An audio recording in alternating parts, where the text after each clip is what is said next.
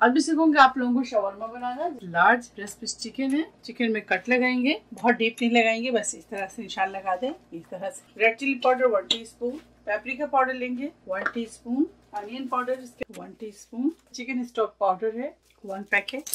अगर नहीं है आपके पास तो आप चिकन पाउडर भी शामिल कर सकते हैं और शवरमा स्पाइस भी शामिल कर सकते हैं इसके अंदर। 1/2 teaspoon oregano, white pepper 1/2 teaspoon, black pepper 1 teaspoon, chaat masala तकरीबन 1 teaspoon, ginger garlic paste 1 teaspoon, olive oil शामिल करेंगे इसके अंदर 2 टेबल स्पून। देखिए चिकन क्यूब के अंदर ऑलरेडी सॉल्ट है, अगर आपको जरूरत है तो इसके अंदर ऐड। पहले मसालों को अच्छी तरह से मिक्स। गरम मसाला पाउडर 1/2 टीस्पून, अब टेस्ट कर लें इस जगह पे, और फिर उसके बाद आप सॉल्ट ऐड करें। देखिए इसके अंदर ऑलरेडी नमक है, क्योंकि आपसे कहा था कि चिकन क्यूब में नमक है, मैंने टेस्ट किया तो नमक मेरे लिए बिल्कुल ठीक है। अगर आपको यहाँ पे नमक कम लगे तो आप इसके अंदर नमक शामिल कर सकते हैं। तो चलिए अब चिकन के ऊपर मसाला लगाएंगे, तो इसको अच्छी तरह से कवर कर दें, किसी भी स्टैंड रैप से या किसी एल्युमिनियम फॉइल के साथ इसको अच्छी तरह से कवर कर दें। तो मैं इसे ओवरनाइट छोड़ूंगी, मिलती हूँ आप लोगों से कल। देखिए थोड़ा सा ऑयल तकरीबन 1 टेबल स्पून ग्रीस करेंगे। अवन को आप प्रीहीट कर लें 15 मिनट्स पहले। ब्रेस्ट पीस को हम बेक करेंगे 20 मिनट्स। टोटल चिकन की बेकिंग टाइम है आधा घंटा, तो हम इसे 20 मिनट के बाद बाहर निकालेंगे।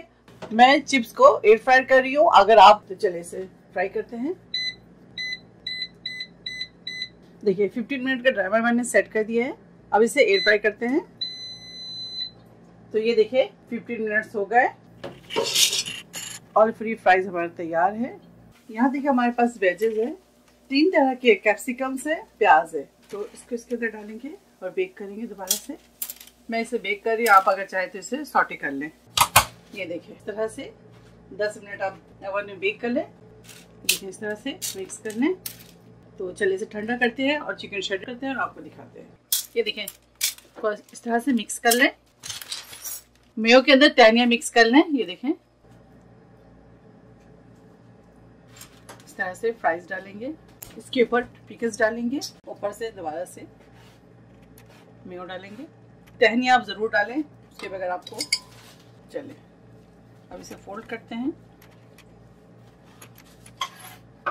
चलिए इस तरह से सारे बनाकर तैयार करते हैं और आपको दिखाते हैं। ग्रिल में इस तरह से आप इसे सेक लें। चलिए अब इसे निकालते हैं।